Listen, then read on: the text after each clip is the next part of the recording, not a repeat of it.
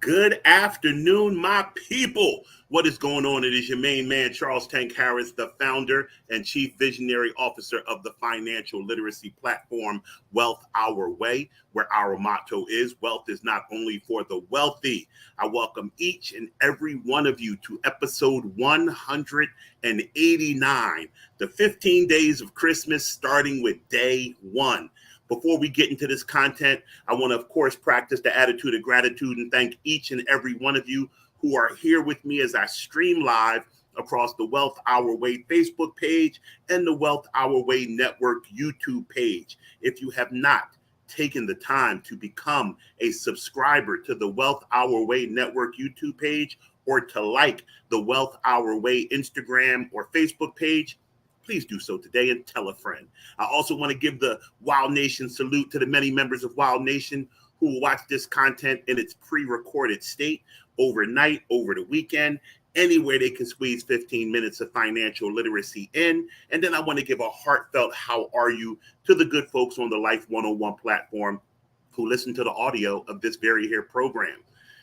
Before I get started today, I just realized yesterday when I was getting ready to create today's title and content, doing my research for what I wanted to broadcast to you. And I have to let you guys in on something personal in the funny sense before I talk about something serious.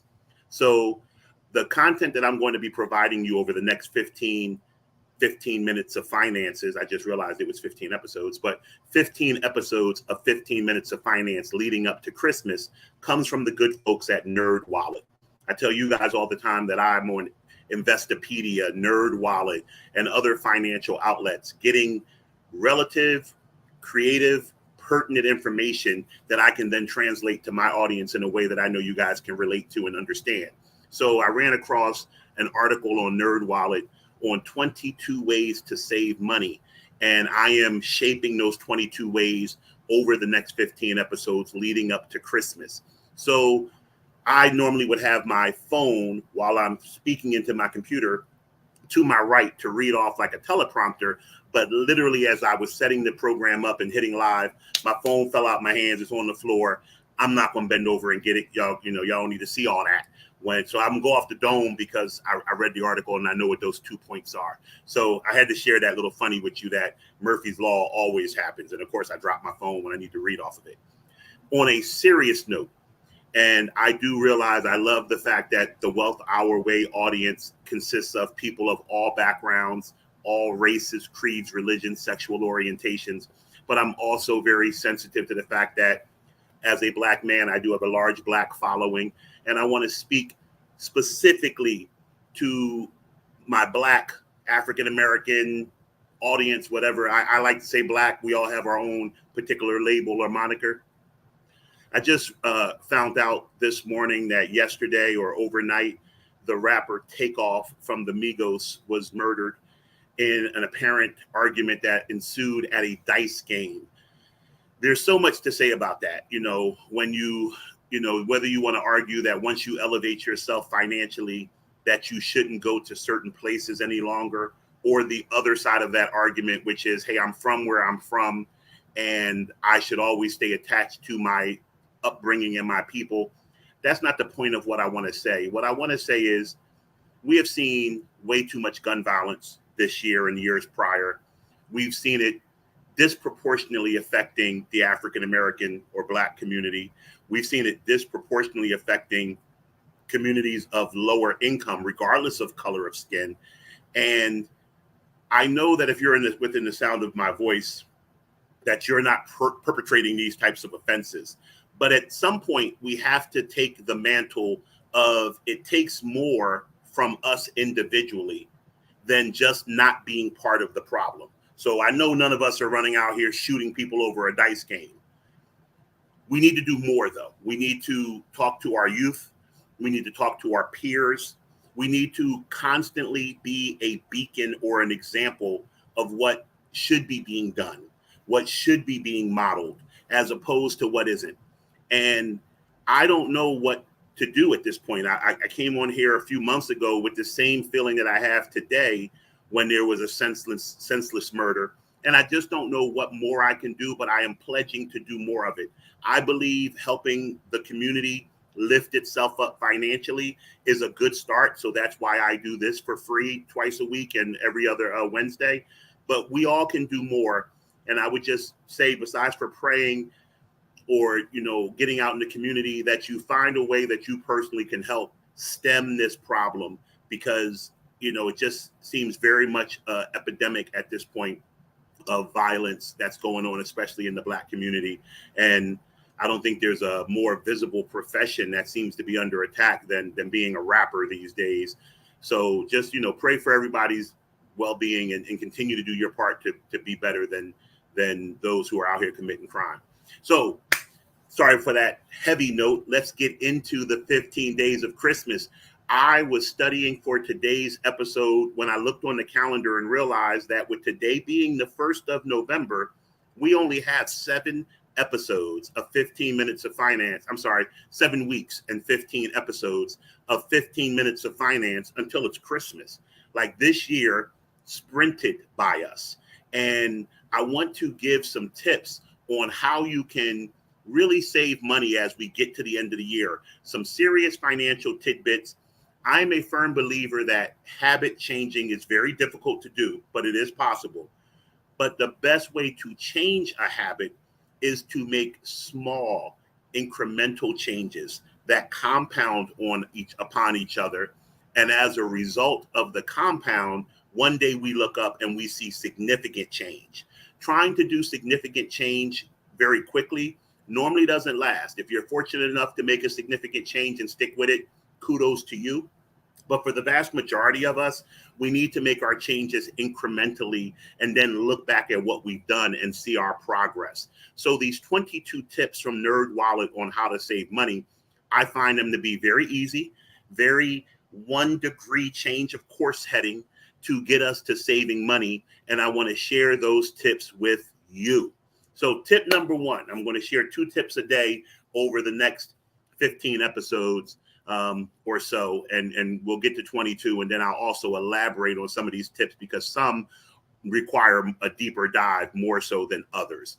Tip 1, automate your savings. Automate your savings. I read a book a long time ago by, I believe the gentleman's name is David Bach, B-A-C-H, who had coined the phrase, pay yourself first. You guys have heard me say in my book, the 5 major money moves and 3 money must do's, that we must pay ourselves first.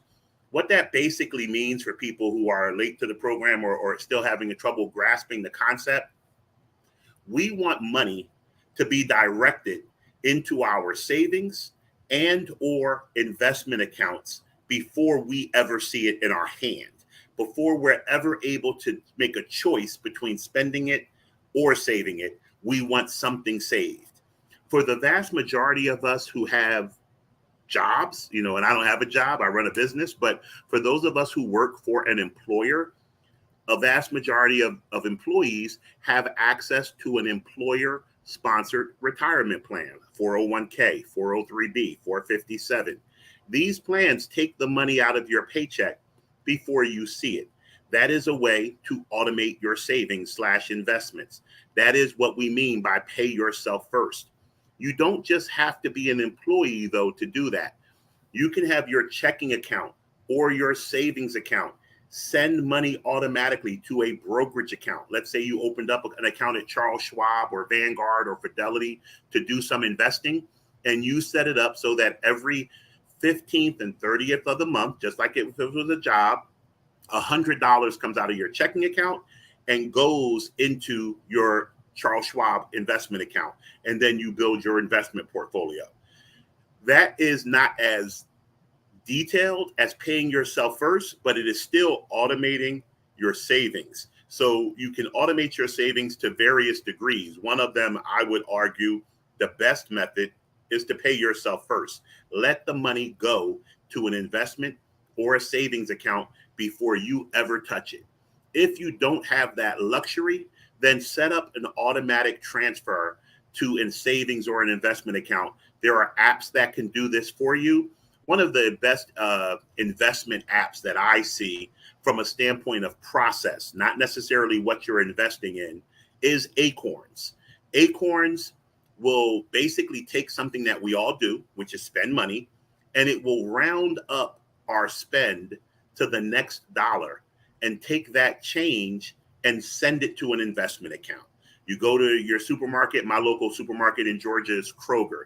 If I were to spend $46.18, if I set my roundup to the next dollar, 82 cents would be automatically sent to my investment account and start investing for me. And you can set the roundup. You can round up to the next $5, the next $10, the next dollar. And every time you spend money, which is a natural habit that we all have, we're forcing ourselves to save and invest. So I would seriously look into an account like an Acorns, an app like Acorns, or something else that automates your savings. The second tip for today, day one of the 15 days of Christmas, is to count your loose change. I don't know how many of you guys do this.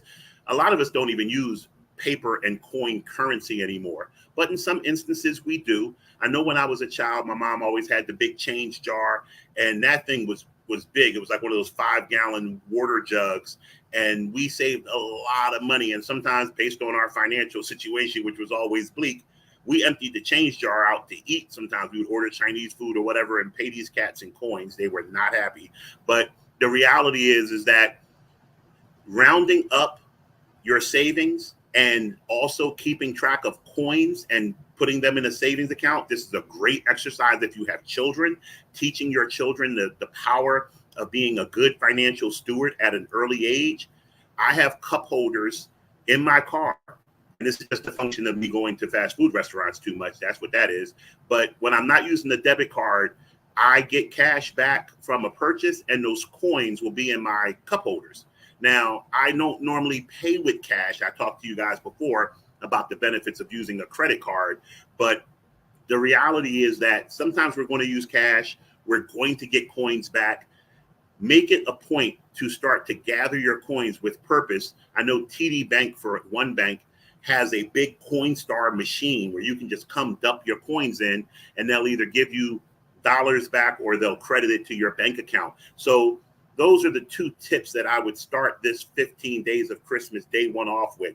Automate your savings and investments and start to gather coins that you may have and otherwise discount or throw to the side or not accumulate in one area, and realize how much you can save with just those two methods right there.